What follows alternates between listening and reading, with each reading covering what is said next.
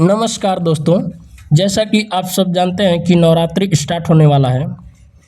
तो इस नवरात्रि के लिए हमने एक देवी गीत तैयार किया है जो कि पवन सिंह के ट्रैक पर है। तो आइए देखते हैं कैसे है।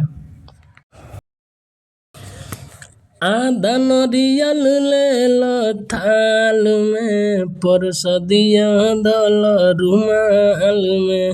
नरियरवा ले लो थाल में, परसदिया दल रुमाल में।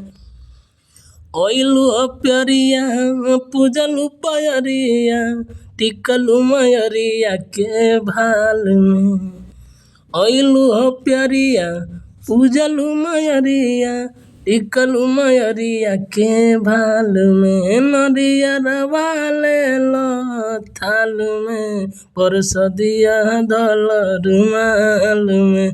नरियरवा ले लो थाल में, परसदिया दल रुमाल में। तो आप लोगों ने सुना।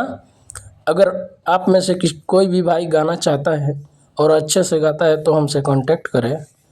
इस गाने को पूरा करके आपको दे दिया जाएगा, मगर आपको अच्छा से गाना है, अच्छे कंपनी से लॉन्च कराना है तभी कांटेक्ट कीजिएगा। बाकी आपकी मर्जी। धन्यवाद।